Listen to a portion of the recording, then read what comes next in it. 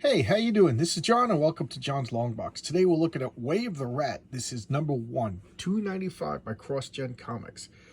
I forget exactly what year it is. We'll look at the edition, figure it out. First off, Happy New Year, everybody. I took a couple of days off. I was just relaxing with the wife, have some time off.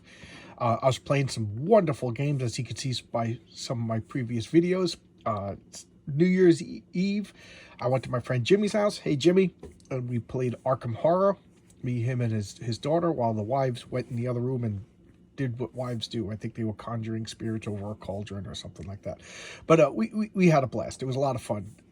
Discovered a new great Chinese restaurant out by me. I'm real happy with all the food out here, except I couldn't find good Chinese food. Where I lived in Flushing, there was Chinese food every 10 steps, so it was just deluxe Chinese food everywhere. But out here, I was a little disappointed, and we happened to stumble upon a good place.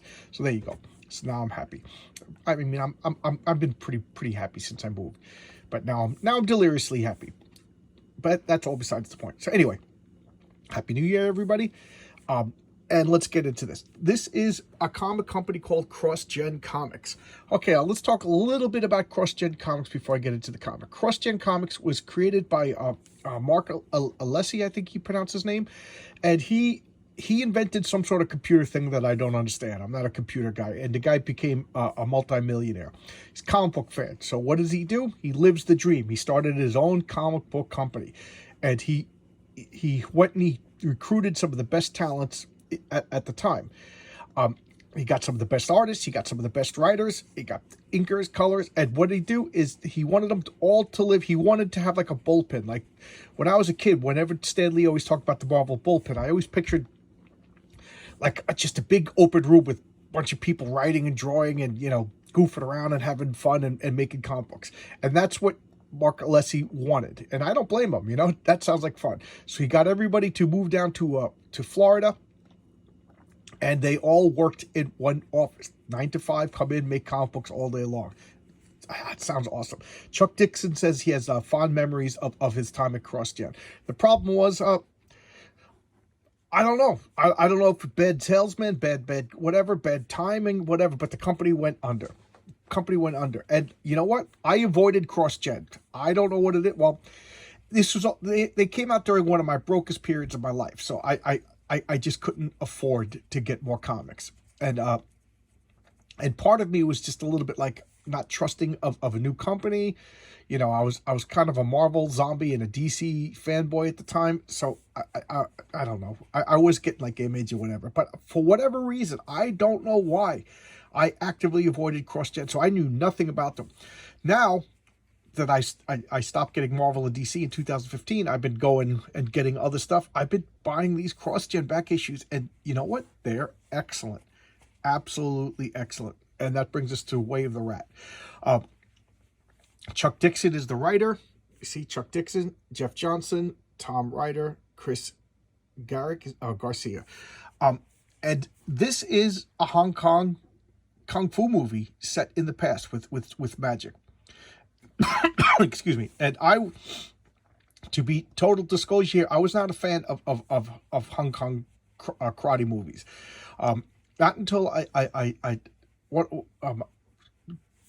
before I met my wife, I dated a woman who was really into kung fu movies, and she got me into kung fu movies. So I watched the basic ones, like if somebody says kung fu movies, I know nothing about them, go. And the first 10 kung fu movies are what I watched, Bruce Lee and the things like that. So that's really all I know. Chuck Dixon is big into Hong Kong kung fu movies, so he wanted to make a comic book based on resembling that. I'm not speaking very well today. So this is that attempt, okay? And one more thing about CrossGen. One of the things about CrossGen was there was it's the sigil verse, meaning there's some sort of sigil on some of the main characters, and there was a main story going on throughout all of the comic books. So it was leading up to like a Crisis on Infinite Earths or a Secret Wars kind of story. But the comic company went under before that story was told. So I'm really curious what the overall story was supposed to be. And all the comics, supposedly Mark Alessi was very heavy-handed. He was into micromanaging. It's his company, you know, do whatever you want with all the comics, and that kind of became like a thorn in a lot of guys' sides. You're like, you know, these creative writers and artists, and I can understand they don't want to have the boss constantly sticking their fingers in their pies, and I could totally understand it, and I could see both sides of it. The boss wants the quality control, the writers want an independence to create what they want, you know. So where do you draw the line? I don't know. I'm not a businessman. So okay, so let's open up the comic. Look, beautiful cover. I love the white frame over here. And okay, and let's look at the indication before we continue. June 2002. Okay, so yes, at this period of time, I had just moved back to New York, and if I remember correctly, I haven't gotten a paycheck in 4 months at that point. So I knew I was avoiding looking at new companies because I was broke. So here we have you know, a little filling in on the back story, and here is the first page, splash page. Gorgeous artwork, gorgeous artwork. Look at that. And then okay, so let's talk about this. This is set in a fictional world. So this isn't real China. This is, you know, the cross-gen universe China.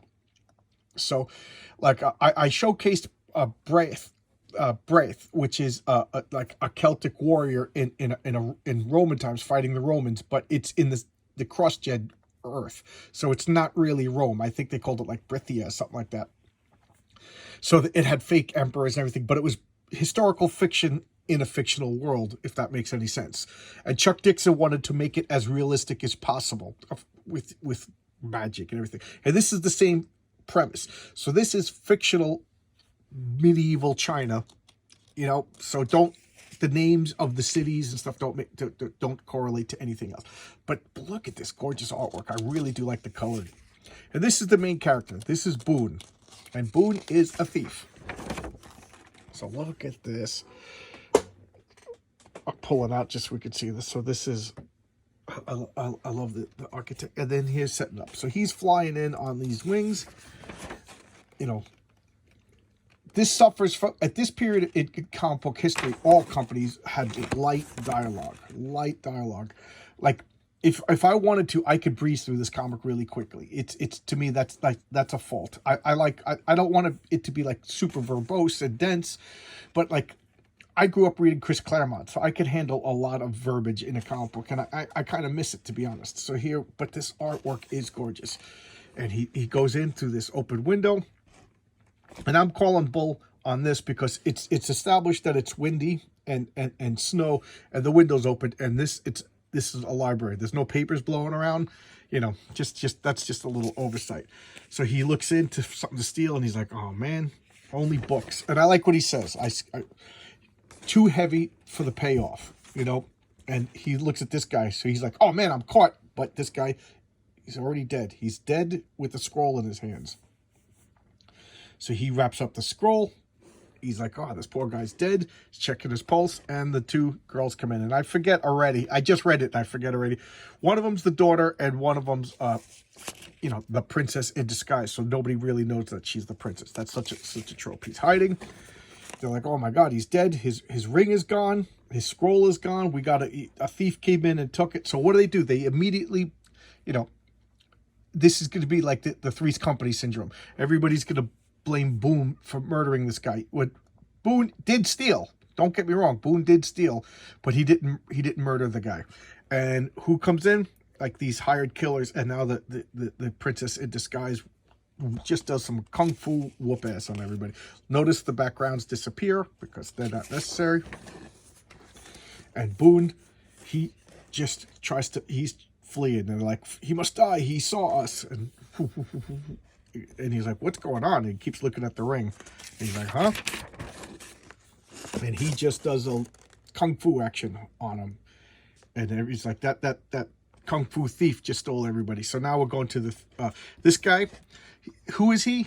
They call him the judge. And here come the judge. He is the administrator of the city. So he runs the city.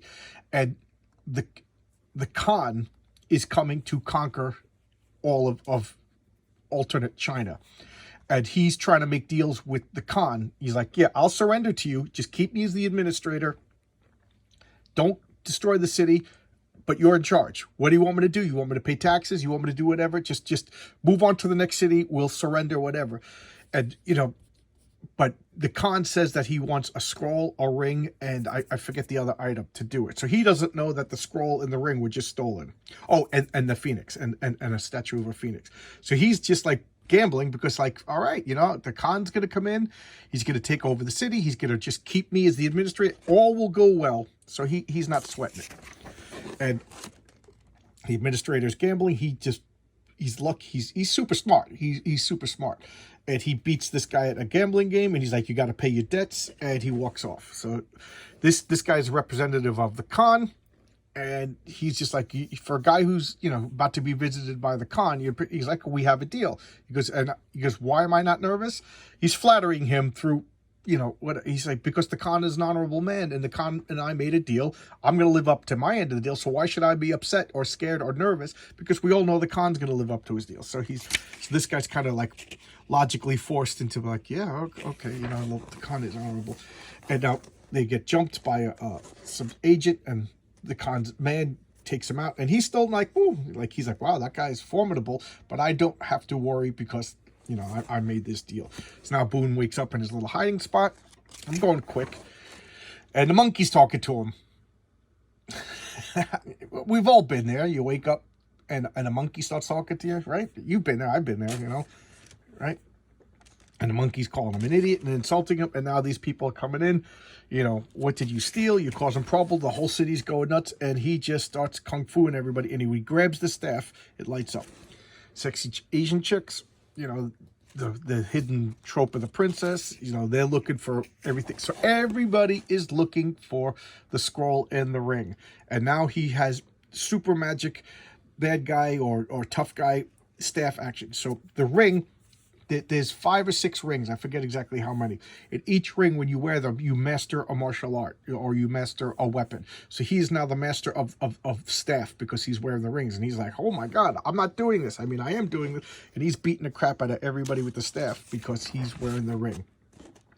So the ring allows him to talk to the monkey. And the monkey was always there, but it's implied that ring like summoned some sort of like jinn or spirit or whatever, and that spirit is now possessing that monkey and is able to talk to him. And only he could hear and understand the monkey. To everybody else, the monkey's just a monkey. And he's just like, wow, I can't believe I beat everybody up. And the monkey's telling him, yeah, you got to understand now, like you're going to be, everybody's looking for you. So the monkey's like, well, we got to get out of here and hide. The administrator is talking to the Khan's right-hand man, and he's just like, okay, the payment is up. The Khan wants the ring, the Khan wants the staff, the Khan wants the ring, the Khan wants the scroll, and the Khan wants the phoenix sculpture. Keep in mind, we didn't see the phoenix sculpture yet. So he's like, okay, we'll pay it. And here is his payment from the gambling. Remember that there was the gambling. And he's like, what, just for a rug? And he opens it up, and it's his the guy that he was gambling with, his daughter. So that was the payment. He couldn't cover his gambling debt, so he took his beautiful daughter. And he's just like, yeah, I don't want to insult anybody by having his daughter dragged through, so I wrapped her up in a carpet. So this guy is, taking this girl against her will because her father ran up gambling debts. So we're establishing neither one of these guys are good people. Here's Boone and the monkey. He's contemplating the nature of the ring. The monkey's beating him up for being stupid. It's magic, you stupid idiot. Blah, blah, blah. Don't you know about magic? And now he finally opens up the scroll. Now, you can't tell, but this is supposed to be moving. Everything's moving around. And what is the scroll? I find the scroll to be so cool. It's a window to hell. Now, what does that mean? Well, at this point, we don't know yet. But it, can't be good because it's a window to hell is never good. So it's a magic scroll that lets you see into hell. And he's like, oh my God, that's, now he's going around with the guards, and this mysterious girl warrior shows up. She's hunting down for who killed the father. We don't know that at this point, but I just spoiled it for you. She's hunting down who killed her father, the keeper of the scroll and the ring. He's like, what are you talking about? The scroll and the ring are gone. And then the thieves are like, oh my God, we're getting blamed for stealing the scroll and the ring and the phoenix. So what is the commonality? Boone. There you go. Poor Boone is now the most wanted man in this fake Chinese town. And here's the written by Chuck Dixon, penciler by Jeff Johnson, excellent art. The inker is Tom Ryder, colorist Chris Garcia. Oh, I think the coloring is excellent, and the lettering is excellent. There you go. And here's the company, Mark Alessi. That's the owner and CEO of the company. All right, and the cross-gen universe. So Mark Alessi, you create everything. He kind of ruled with an iron hand. Way of the Rat. I think it went like 20-something issues or so. And so far, it's excellent. I'm not done with the series yet, but so far, it is excellent. As soon as I read, I think I'm up to issue 7. As soon as I said, I got to showcase this. This is excellent. And I'm enjoying this. So even though I don't get really, well, I still get new comics every month, but I that's my goal. Is every month, my new comics is to get cheaper and cheaper. And I think I'm down to like $18 this month. At one point, I was over $400 a month on new comics. Now I'm down to like $18, which I consider reasonable. So I've been buying these back issues, and you know, you could get them for like $2. You know, the cheaper than they were when they came out first run. And I'm really enjoying this. Like cross-gen, I've gotten Ruse, I've gotten Way of the Rat. I showed Braith already. There's another one. So far, I'm really enjoying all the cross-gen stuff. Like, you know, it's because of people like me that this company went under. I just didn't buy it, and it's top quality comics. So there you go. Way of the Rat. Chuck Dixon said it's been optioned for a movie, but he says, yeah, but that doesn't mean anything. He goes, yeah, so much property is optioned for a movie. So he said he's not holding his breath or getting excited about any chance of a Way of the Rat movie coming out. But there you go. This was an excellent comic so far. I'm only up to issue 7. Maybe it gets bad, but there you go. All right. You know, the proof is in the pudding. You saw this. All right. See you around, guys. I'll see you tomorrow with another video. And I'm getting a couple of requests again. That's cool. So I will, you know, if I have the comic, I will. If I have the comic and I don't honor the request, it's because I really didn't like the comic, and I don't want to be negative. I don't want to be showcasing comics that I don't like, because it just brings everybody down. Once in a while, I'll showcase a bad comic if I have a point to make. But if I don't have a point to make, I'm not going to showcase a bad comic. But I've been getting good requests, so that point is moot right now anyway. All right, so I'll see you guys tomorrow. Have another day. Have a lovely day, and have another day. All right, bye.